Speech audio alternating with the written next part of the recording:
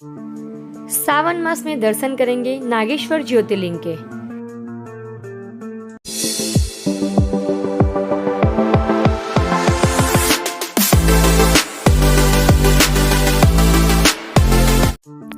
Good morning India. तो एक बार फिर हम लोग बाहर निकले हैं सावन मास के महीने में। दर्शन कराएंगे आपको नागेश्वर ज्योतिर्लिंग के, और दूसरे नेक्स्ट एपिसोड में आपको दर्शन कराएंगे सोमनाथ ज्योतिर्लिंग के। तो guys welcome back to my YouTube channel. मैं हूं आपकी दोस्त तृप्ति। स्वागत है आपका मेरी यूट्यूब चैनल पे। तो बने रहिए, देखते रहिए नए नए वीडियो, और मेरी चैनल को लाइक, शेयर और सब्सक्राइब करना बिल्कुल भी ना भूलें। तो गाइज नागेश्वर ज्योतिर्लिंग के दर्शन करें उससे पहले हम लोग यहाँ पर रुकने की व्यवस्था कर लेते हैं। तो ये द्वारका वाला हाईवे है, तो द्वारका वाले हाईवे पे ही यहाँ पे रिसोर्ट्स है। तो हम लोग पहुँच चुके हैं बापूज रिसोर्ट्स में। तो यहाँ पे हम लोग बुक करेंगे यहाँ पे होटल्स।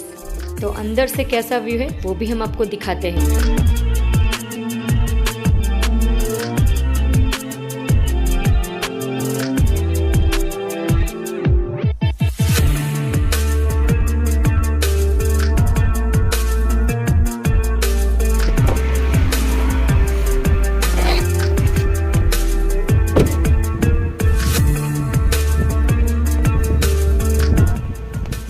गाइज ये है बापू रिसोर्ट्स का पार्किंग एरिया, और ये सामने बापू रिसोर्ट्स।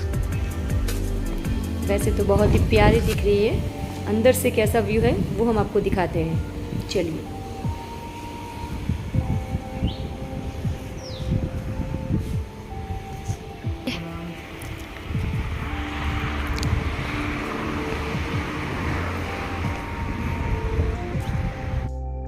तो गाइज अभी हम लोग पहुंच चुके हैं द्वारका में।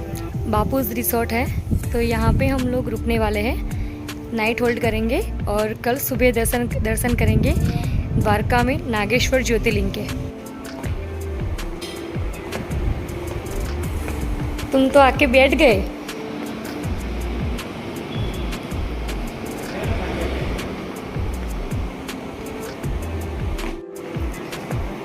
भैया बुकिंग है हमारा।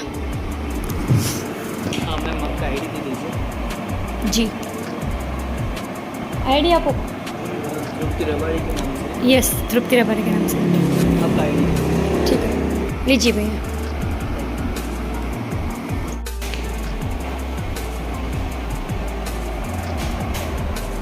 कौन सा है भैया? 11 बजे का है। अच्छा, मैम ने मुझे फ़ोन पे बोला था 12 बजे का, इसलिए। ठीक है, चलो कोई बात नहीं। वैसे ऑल ओवर आपके रूम के टैरिफ क्या रहते हैं? ऑल ओवर मैम वैसे नॉर्मली अपने रूम का टैरिफ है ना, विलास है अपने पास, विलास का 3500 प्लस टैक्स है। ठीक है, 3000 प्लस टैक्स है। ऐसा ठीक है। चलो अल्फाज भैया, थैंक यू।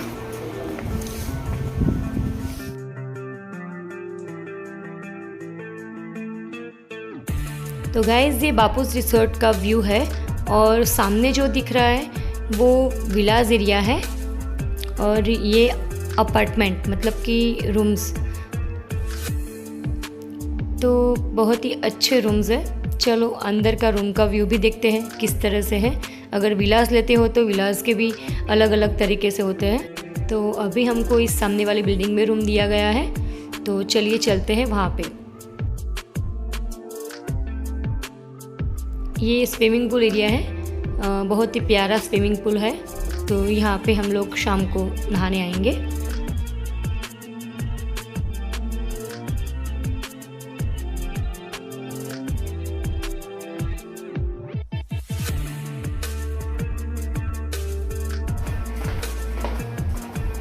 चलो आ गए।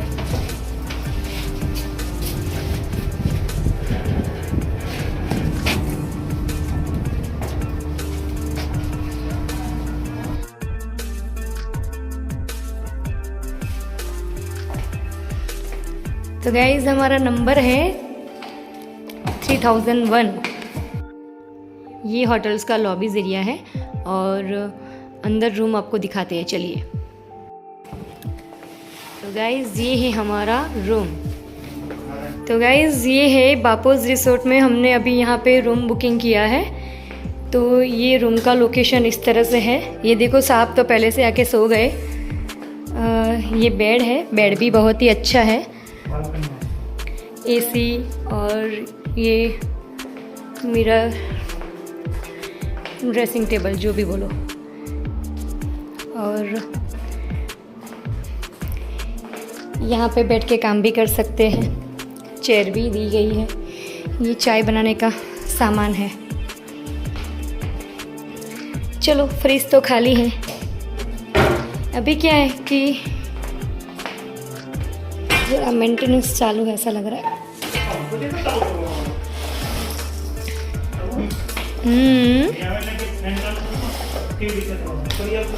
तो यहाँ से बहुत ही बढ़िया लोकेशन दिख रहा है। यहाँ से स्विमिंग पूल दिख रहा है हमें।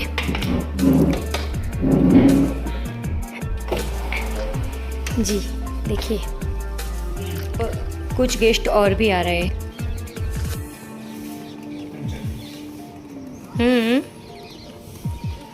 और पवन चक्की का व्यू भी बहुत ही अच्छा आ रहा है। ये देखो, रूम्स अच्छे हैं, है ना।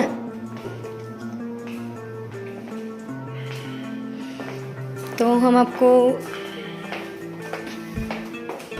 इसमें कबर्ड भी है, ज़रूरी सामान रखना चाहे तो रख सकते हैं। फिर ये वॉशरूम एरिया है।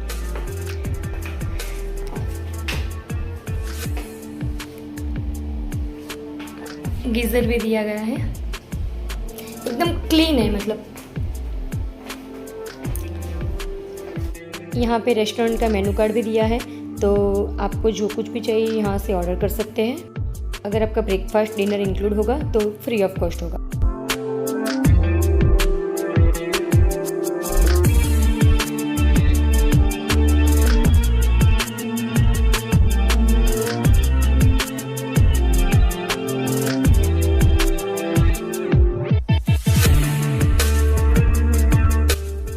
तो गाइज़ अभी हम लोग पहुंच चुके हैं। हमने जैसे कि आपको बताया कि बापूस रिसोर्ट है यहाँ पे, तो यहाँ पे हम लोग नाइट होल्ड करेंगे। और अभी तो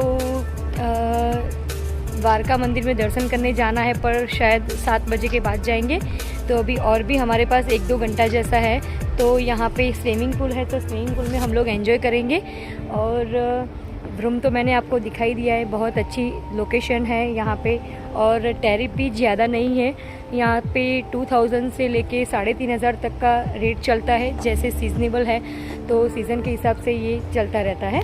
और फैसिलिटीज़ भी और सर्विस भी बहुत अच्छी यहाँ पे है, जैसे हमने यहाँ पे मार्क की है और हमको मिली भी है।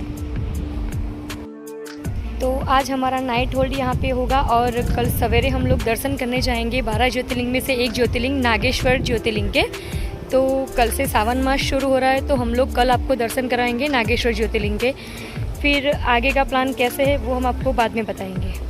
तो हमारे साहब नहाने से पहले चाय पियेंगे, उनको चाय पीनी है, तो उन्होंने अभी मंगाई है गर्मा गर्म चाय। कम शुगर थी, अभी थोड़ा शुगर बढ़ा दिया। तभी एंजॉय करेंगे स्विमिंग पूल के पास बैठ के चाय। स्विमिंग पूल में चाय मत डाल देना पर। अच्छा, ये देखो, ये नया तरीका ढूंढ के लाए हैं कि स्विमिंग पूल के पास एंजॉय करते हुए चाय पीनी है। हम लोग स्विमिंग पूल में नहाते हुए चाय एंजॉय करेंगे।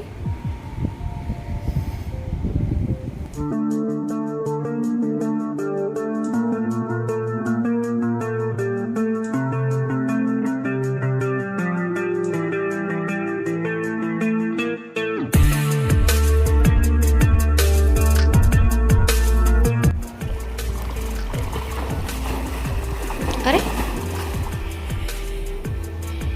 अरे कहाँ गए?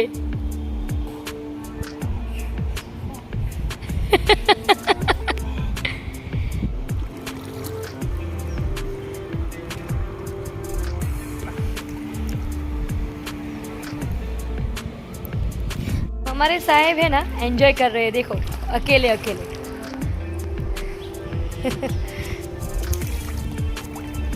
स्विमिंग पूल में उनको बहुत ही मज़ा आती है। ऐसे पूरा दिन उनको ऐसे पड़ा रहना हो ना तो पड़ा रहे। संभालना मुझे मुझे तैरना नहीं आता। हाँ, खड़ा कर से। तो अभी पग लट से है तो पग ऊपर दबू नीचे। एक बार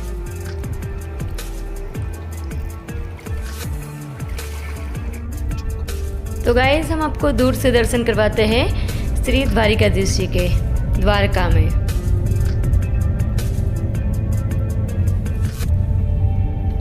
ये नाइट का व्यू है, बहुत ही प्यारे से दर्शन हो रहे हैं दूर से मंदिर के और मंदिर की ध्वजा के।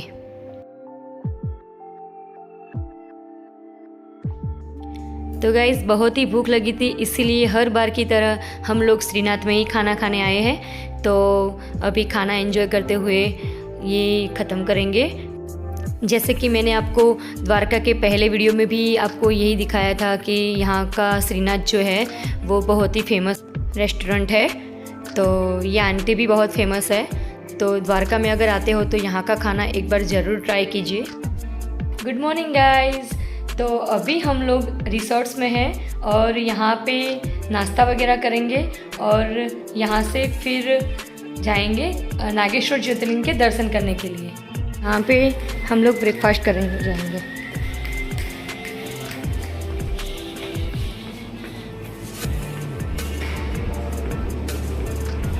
काफ़ी बड़ा एरिया है।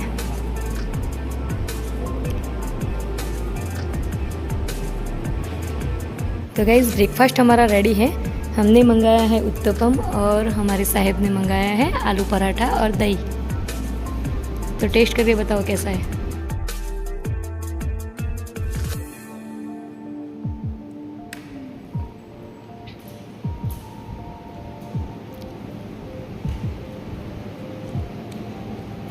अच्छा है।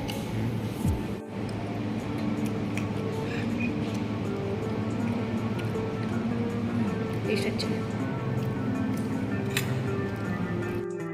तो गाइस द्वारका में बापू रिसोर्ट आपको कैसा लगा वो मुझे आप कमेंट करके ज़रूर बताना। और अगर आप यहाँ पे द्वारका में आते हो तो यहाँ पर रुक सकते हो, बहुत ही अच्छी और प्यारी जगह है।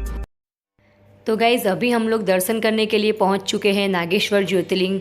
नागेश्वर ज्योतिर्लिंग का मंदिर का व्यू बहुत ही अच्छा दिख रहा है दूर से और शंकर भगवान की मूर्ति भी बहुत ही अच्छी दिख रही है। ये प्यारी सी जो मूर्ति है भगवान शिव की वो करीबन 80 मीटर्स ऊंचाई है उसकी। तो चलिए चलते हैं अंदर और मंदिर में दर्शन करते हैं भगवान शिव के। सावन मास शुरू हो चुका है तो हम लोग दर्शन करने के लिए आए हैं 12 ज्योतिर्लिंग में से एक ज्योतिर्लिंग के। तो चलिए दर्शन करते हैं भगवान शिव के और आपको इस मंदिर के बारे में बताते हैं, इसका इतिहास।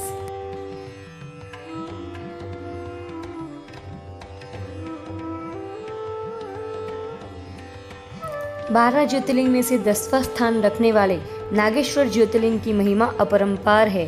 कहा जाता है कि नागेश्वर ज्योतिर्लिंग के दर्शन मात्र से ही मनुष्य के सारे पाप नाश हो जाते हैं और पुण्य की प्राप्ति होती है। शिव पुराण में वर्णित इस ज्योतिर्लिंग के बारे में यह भी कहा गया है कि अगर सावन के महीने में नागेश्वर ज्योतिर्लिंग का दर्शन और पूजन किया जाए तो इसका विशेष लाभ मिलता है एवं मनुष्य शिवधाम को प्राप्त होता है। तो इसीलिए सावन महीने में हम लोग दर्शन करने के लिए आए हैं नागेश्वर ज्योतिर्लिंग के और आपको भी हमारे वीडियो के माध्यम से दर्शन करवाएंगे। तो यहाँ पर गाइस शिव पूजा नाग पूजा होती है। तो छोटे छोटे शिवलिंग भी मिलते हैं और नाग की मूर्ति भी मिलती है। तो यहाँ से आप खरीदारी कर सकते हैं, पूजा का हर सामान मिलता है और शिव जी की पूजा कर सकते हैं।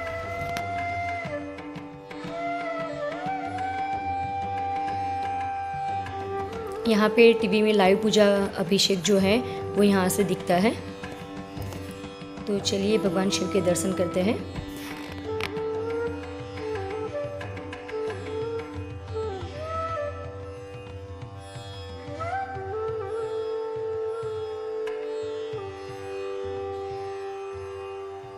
शिवलिंग के बहुत ही प्यारे और अद्भुत दर्शन हो रहे हैं। सावन मास के महीने में बहुत ही अच्छे दर्शन हुए हमारे। गुजरात राज्य में शिव के 12 ज्योतिर्लिंग में से सोमनाथ ज्योतिर्लिंग जो है वो उसका प्रथम स्थान है और ये नागेश्वर ज्योतिर्लिंग जो है उनका 10वां स्थान है। यह मंदिर सुबह 5 बजे की आरती के साथ खुलता है। दर्शन के लिए 6 बजे से रात्रि के 9 बजे तक खुला रहता है।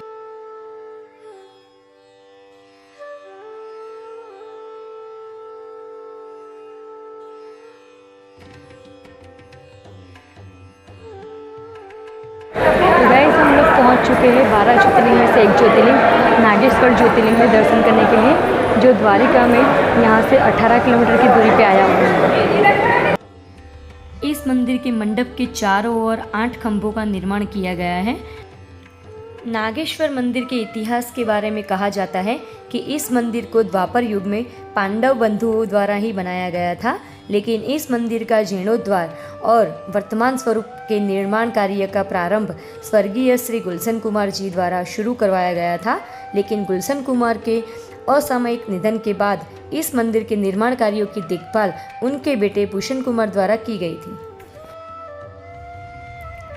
नागेश्वर मंदिर के बारे में शिव पुराण में बताया गया है कि एक दारुका नाम के राक्षसनी अपने पति दारुक के साथ एक वन में रहा करती थी। इस राक्षसनी को माँ पार्वती से वरदान प्राप्त था कि वह इस वन को अपने साथ कहीं भी ले जा सकती है, जिसके कारण उसने अपने पति के साथ मिलकर पूरे वन में उत्पात मचा रखा था, जिससे परेशान होकर लोगों ने महर्षि और ने शरण में जाकर उनको अपना दुख सुनाया।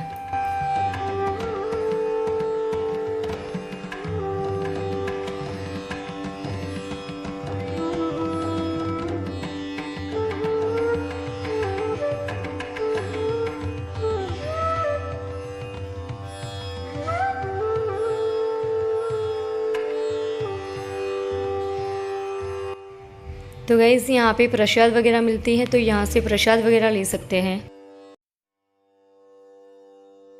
महर्षि और ने शरणागत की रक्षा करते हुए उन राक्षसों को श्राप दिया कि अगर वह पृथ्वी में हिंसा या यज्ञ विघ्नश करेंगे तो उसी समय उनकी मृत्यु हो जाएगी। यह खबर सुनते ही देवताओं ने उन राक्षसों पर आक्रमण कर दिया। सभी राक्षस सोच में पड़ गए कि अगर युद्ध किया तो वह नष्ट हो जाएंगे, अगर युद्ध नहीं किया तो वह पराजित हो जाएंगे। इस कारण दारुका उस वन को उड़ाकर समुद्र में ले गई और सभी राक्षस समुद्र के बीच में उस वन में रहने लगे। कुछ समय बाद मनुष्य से भरी बहुत सी नावें वहां से गुजर रही थी। उन राक्षसों ने सभी मनुष्यों को बंदी बनाकर कारागार में डाल दिया।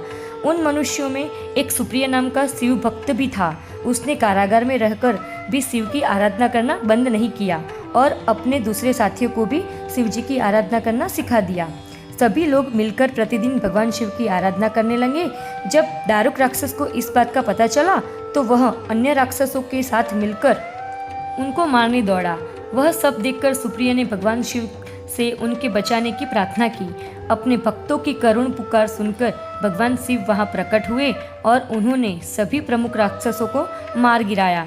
यह देखकर दारुक नामक राक्षस अपनी पत्नी दारुका के साथ वहां से भाग गया। भगवान शिव ने सभी लोगों से कहा कि आज से सभी लोग यहाँ अपने धर्मानुसार पूजा अर्चना कर सकते हैं और इन राक्षसों का इस वन में कोई स्थान नहीं रहेगा।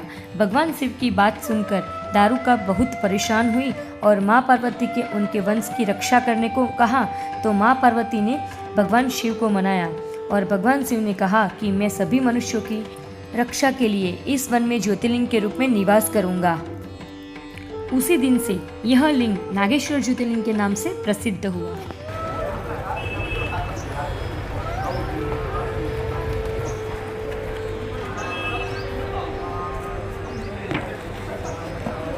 शिव जी ने मेरे पर हाथ रख दिया तो आशीर्वाद मिल गया।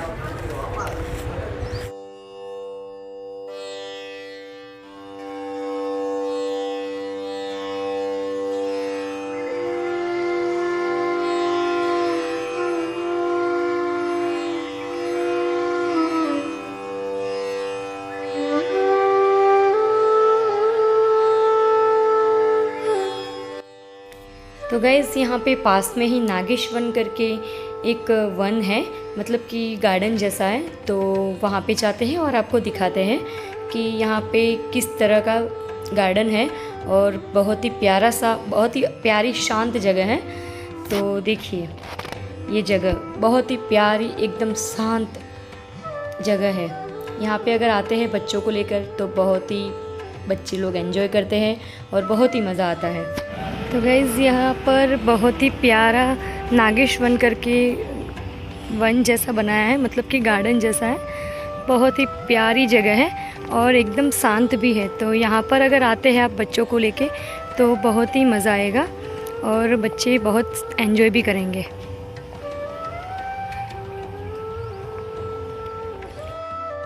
नागेश वन का लोकार्पण भी श्री नरेंद्र भाई मोदी ने किया था 2013 में।